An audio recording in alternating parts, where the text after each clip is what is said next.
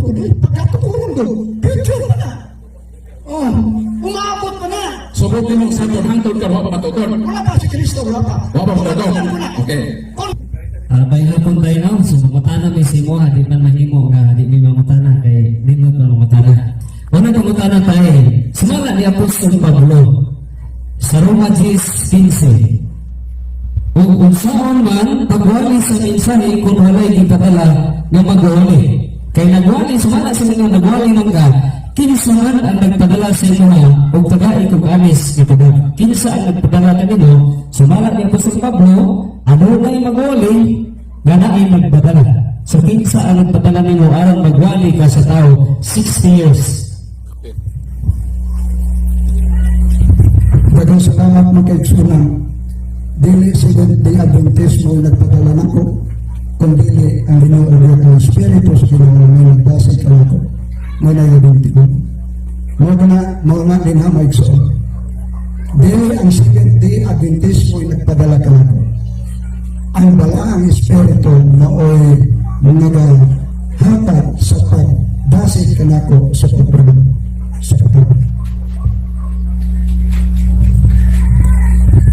Okay, so ang balang espiritu daw ng padala sa iyo. Sunod na pangutana kay ang balang espiritu man ang nagpadala kanimo. Ano na ba kay teksto mabasa sa Biblia nga adunay suguon ang Ginoo nga tao nga dili mag-agi sa mga apostoles? Naa ba kayo mabasa ana? Naa kayo. Kung natin basaw ang Biblia matagsunod. Sa Deuteronomio Kapitulo 18, marinundan matagsunan ini ako nagabuhat yun. Magpapalin. Gamit na ito Biblia. 1 minute maputin akong pagtubag. Magpatinda na ito kanilang sa kaliwala sa ilang mga igsoon. O sa kamanangagna na sama kanimo, o gigabutay ko ang akong mapulong sa iyang baba. O siya makasulti kanila sa tanan nga gisugo ko kaniya. Mga na, kaya kung dili ko mo, musulti na ang mag-isip. Matod pa din sa versikulo. Ganyan din yung magkaisulan. Versikulo 19. O may tabong mabisang kinsa. Nagdili magasulti. Matod pa din yung magkaisulan. O may tabong mabisang kinsa na dili magpataliho sa akong mura pulo. Yan ginasulti ko kaniya sa akong hawan pagpapanilmon ko kinibiyak kaniya. Mga itinumban, anong dili ko pamilyan Pekson? Kaya kung dili ko mo, musulti yun sa Pinoon, ang kamatayan ng Pekson, maoy, musiltin siya ka na ko. Dili ko na nila, kaya taga na mapagsaman sa Ginoo og siltin siya. Ang titulo. Salamat. Atong i-recognize po si Pastor Aquino Pineda sa Church of God diha sa sa Lamang, Pinang 5. Pinang 6. O at Pinang 6 si actually ako pa nag-pastor pa din si Bro Tintin. Pastor na Bro Tintin, wala na ng apologies lang po sa Church of God kaya po Bro Tintin. Si Pastor Aquino Pineda, Church of God siya nga 7th day. Si Brad Tintin nga Monticalvo, Church of God siya nga Sunday. So atong palipad sa nabutan po din sila ng mga tao. Dili ni kanang ingon nga kanang priyas upan nga grabe ang bulis katoliko. Ato palakpakan atong mga bisita mga pastor ng exam. Salamat kayo sa inyong pag-ari din Pastor Aquino Pineda o si Bro Bininjay Monticalvo. Okay, producer pa na yan. 30 seconds o 1 minute na ito ba? Ikatulong po ba na? Ikatulong ang pangutana mo, premise sa kuhagi ang akong pangutana, ang sa mga mabasa na magsugo ang Diyos, na di mag-agis sa apostoles, sugoon ng magwali, o niya imong gigamit, ang isa pa nga teksto? Magpatindog sa nagdalagna, nga magtudlo sa kahayag. Karon ang pangutana, kay gigamit pa na nga bersikulo, nahimo baka nga manalagna sa Diyos karon? Kung ikaw mag-sulti sa matag na, ikaw manalag na. Okay, alang-alang parehas na ini karon. Yung may nga ng Ginoo mo, kiniyang may tabo sa ulay madlaw. Okay mo nang isulti, at kung tagna, ayaw mo kung nang isulti. Mo ka na diha nga, amo na ang mayon na mahimo kang manalagna. Ang sila ng pangutana, kaya mayroon mo ginagakong kuhan niya, di to na mabutan, di mapunta pang doon na yung pangutana. Sumala, nag-interview mo na, ito opat na yung pangutana, interview mo na ko sa tatay ganiha, nagatuo ba siya ng Illinois? Yes, nagatuo siya. Sumala, sa Council on Diet and Food ni Mrs. Ellen G. White, sa paragraph 651, among those who are willing for the coming of the Lord, meat eating will eventually done away. Flesh will cease to form a part of their diet. So nagatuo mga Illinois, o niya nagkakaon pa ka o gining karne, sumala sa nagingon ganiha, imo bang tagapon karon nga ka nito o sa inyong propita nga nagkaon magkakarne na ingon ni Illinois nga kining undagon ang pagkaon og karne. Sapagkat inuod ka na ako natong subayo na, miundan siya, sunod lang sa hapit o sa katuwid. Galing kay taas na maguna, dili na nato magunan. Na may mga sumpay ni ana ba? Ana, mauna ang pagkasulti. Mihunong siya, hapit o sa katuwid. Una na, magkulang sinulang niya, na makibalo ko niya na. Nalingon ako ang kaupating wala kayo naglaro ang tubag niya. Ingon bagod ni Illinois nga ang tanan nga naghulat sa pag-agbasawa na among those who are waiting for the coming of the Lord. Mapabalik si kan coming. Meat eating will eventually be done away. Inyo nga maning propeta, niya makaon kag karne. Kanang disulti niya okay lang na kung naara ka diha magbasa.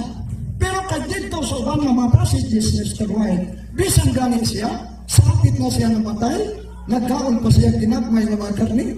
O mga, galing lang kayo sa dili manggod na to, may baluan na. Pero kung doon na kay basahon niya, imo na may baluan. May baluan ko na na. Kaya mga butangan. Okay, so salamat sa atubag tayo.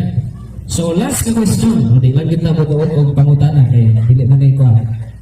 Sunod ang last nga pangutana tayo, kay nagwali man mo ang Seventh-day Adventist mo, ko magatay nga Seventh-day Adventist tinuod ang Seventh-day Adventist nga tinugod ni Kristo. Ang tinukod ni Kristo, Oo. tinukod sa Diyos. Gitukod sa Dios. Karon, kaya gitukod ba ni sa Dios? Sumala sa history, 1863, ang Seventh-day Adventist gitukod nilang Ellen White, Joseph Bate of the James White. Matuo ka ni. Wa man sila mag-ingon ng nagtukod. Ingon nila ang founder kuno sumala sa encyclopedia na ilang ingon. O gana ako iyang basahon diya nga ingon na nagtukod, wala man na siya nagtukod. Wala na siya magtukod. Nakakaplag lang siya. Gano'n nga ng 1844, dili na siya una nga nagbantay sa adlaw ni Pokorek o ikapitong adlaw. Dili na kay 1846 na siya nagbantay. Doon ay kasaysayan niya na. Doon na. So sumala sa inyo yung gitukod, manaman de. Ayaw sobrahi kay mangluoton niya si Brad Paul. Okay, salamat kay Brad Jason sa imuhang lima ka pangutana. O Pastor Bin, salamat kay sa imuhang tubag. So karon ang mangutana si Brad Paul Alima na pod sa imuha. Tagaan po nato si Brad Paul Alima o pila ka pangutana Brad Paul? Kay naapay duha nga lima lang kay human sa lima ka pangutana, istoryahan na po nato si Pastor Aquino Pineda. Pag human ni Pastor Aquino Pineda, mutana na po ka, sunod si Evangelist Binji, itikalbo na po. Sige, Brad Paul, pagmirong po na.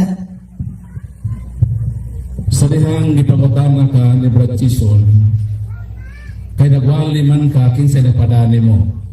Ang imong tubag ang Dios. Dayon gipakitaan kag prueba ang imong gigamit nga bersikulo 18-19 sa Deuteronomio. Nga dunay propeta ipatindog ang Ginoo. Ikaw ba na o si Kristo? Tubag. Ang Diyos na inon, nga igabutan ko ang akong mapulong diha kaniya. Mo ka diha. Di naman nakaingon na ito nga, ingon niya, siya nagsulti nga igabutan ko ang akong pulong diha kaniya, o nga dili na lang siya. Siya nagsulti. Point of order. Ang akong pangutana ba? Katong imong gibasa nga bersikulo ba? Nga propetang ipatindog, kinsa man to? Kay tagna man to. Ikaw ba to kay imong gigamit nga Gisugo ka sa Ginoo ang imong bersikulo 18 sinilin man sa Deuteronomio. So ang pagkakinsa man tong usa ka propeta ngay patindog sa Dios sumala sa katumanan sa buhat kapitulo 3. Ha? Hindi naman katumanan ana, dili man ikaw ang gisgugan dinhi. Daghan man gud diha Paul. Propeta usa ka propeta. Dili, ang mga teksto sa Biblia na daghan diha. Kung kinsa kita. Ha? Kinsa katumanan nato? Oh, Buhat kapitulo 3 bersikulo 22 og si Moises mingon ng Ginoo nga inyong Dios magpadala kaninong propeta sa inyong kaliwat ingon nga siya nagpadala kanako kinahanglan tumanon ninyo ang tanan nga iyang gipili o kinsa rin sumala sa bersikulo 19 si Jesus nga iya nang gipili alang kaninyo. So katong verse sa 18:19 kay mong gigamit nga propeta, kay mong gigamit nga isuka sa Ginoo dito ikaw, kundi si Kristo to. Uyon ka ba? Uyon ba ka? ang botog nag-ingon ba ang Deuteronomio nga si Kristo to? Huwag nang nag-ingon niya ba? Mr. Pastor, tingnan mo. Then, tagna pa man to, Mao ganit ang katumanan lagi sa buhat si Kristo. Pero klaro na to, wag yun din sa akong gibasa kaganina nga si Kristo tong manalagna. Wa pa kay tagna pa man. Alay, Ang katumanan ba ato ba? Ang tagna ay katumanan. Sa diha nga tumana, kana day nagtagna retirado na ni Kristo. So ilang ko motubay sa imo kay gusto mo dawat inis. Di ba ko gusto mapukso ka di ka mo dawat. Karon miingon ka nga ang Dios gud mo nagsugo nimo. Sumama sa Buhat kapitulo 3, 13, versikulo 1 hangtod sa 3, sa dihan nagwali si San Pablo kay Silas, kinsa may nagsugo nila? Nagpadala. ang Diyos. Babasa ba nga ang Diyos? Okay, kasama na to. Ako ang Diyos ka? Okay, kasama na to. Basta ito bagay mo, ang Diyos ang nagpadala ha? Ang Diyos. Ato ni Karohon. Nagpadala. Ang imong kamutana. Bro, ako basahon lang ang versikulo, ang tubag nito ang Diyos, ang tubag nito sa Bebo, ano eh? Sa simbahan sa Antioquia, at Church of Antioch na sa English, dihay mga propeta o mga magtutudlo o si Bernabe, including na si Saulo, masawa pa sa Bebong San Pablo, o ato yun sa versikulo 3, nagpuasa sila o nagampo o gipandungan nila ang ilang makamot ni Bernabe o ni Saulo o unya ilang gipalakaw sila. So ang nagpadala di ay sa kang Saulo o kang Bernabe ang simbahan pinaagi sa pagkandong sa ilang ulo. Mayon ka na ang Diyos. O sa may sakto mabasa ang Diyos o ang simbahan ang nagpandong nila na mugulan sila sa pagwali. Kung mo focus karami anak ko sa bersikulo, Brother Paul, Brother Alima. Kung mo focus ka lang niya, okay na.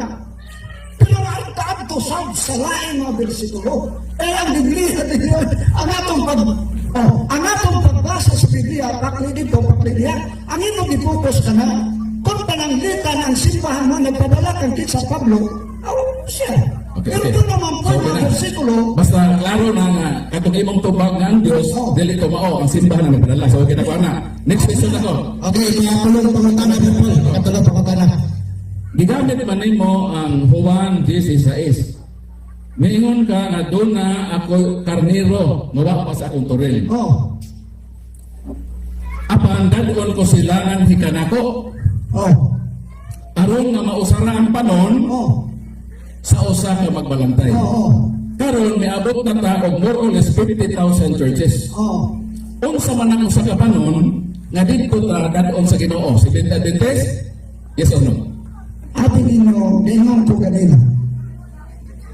Nga ang pagtawag sa Ginoo sa tanan mga tao, mga diha, walang mo mahibaloy ka ganina ang akong isulti.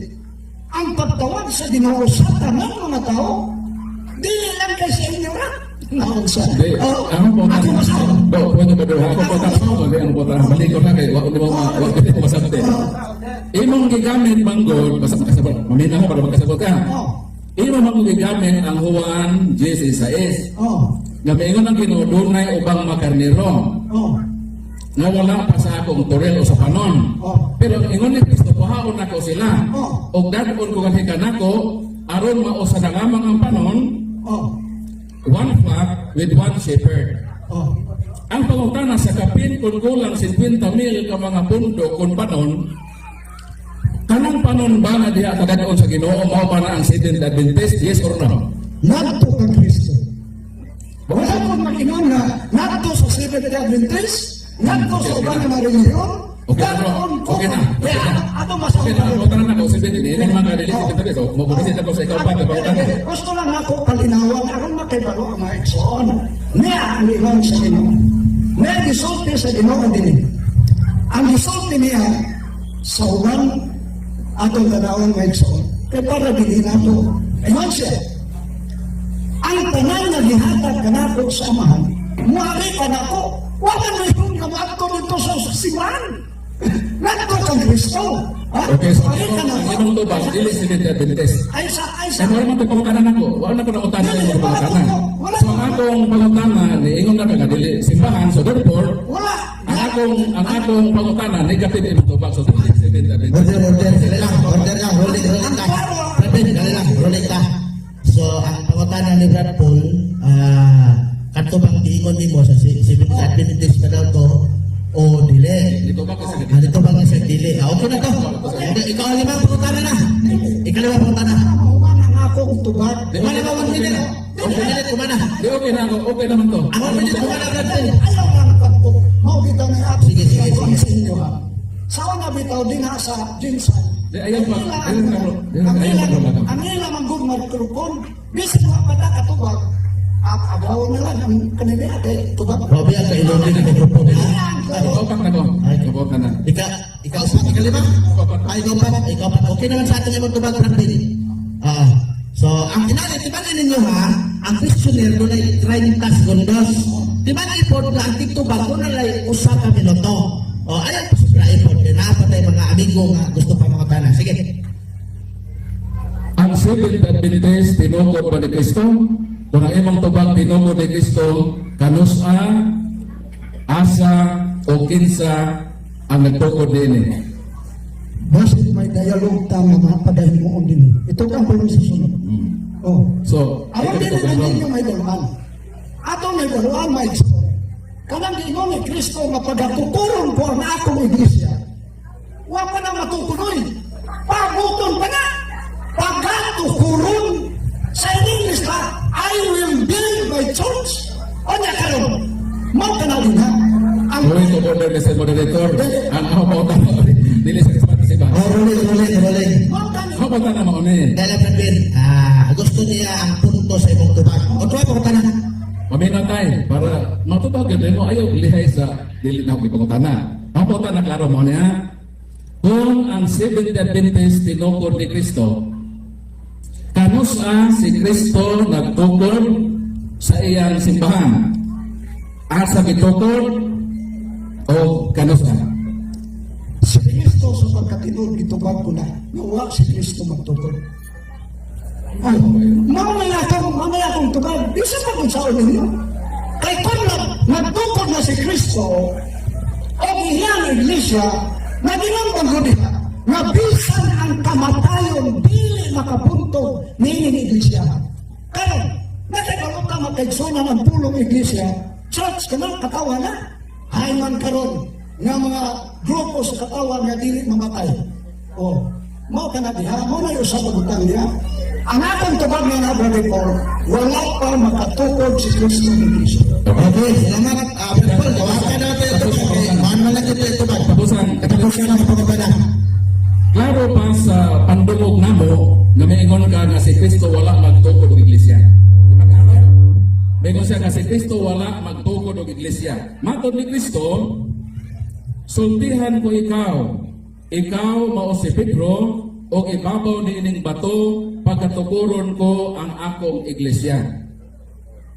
Asa may among tuohan? Si Kristo ka nag-ingon nga magtukod sa iglesia o ikaw ka nag-ingon nga wa siya magtukod? Si Kristo na pinagpagatukuron ko ang akong iglesia. Wala pa na matukod eh. Pagkatukuron ko. Picture pa na. Oh, umabot pa na. Subukin mo sa hangtod ka wa pa matukod. Wala pa si Kristo, wala pa. Wa pa matukod. Okay. Kato iglesia sa Jerusalem. Ha? Kato iglesia sa Jerusalem nga ang membro 12 apostoles. 120, 3,000, 5,000, kaysa may nagtukod na to? Ang Diyos. O di nagtukod,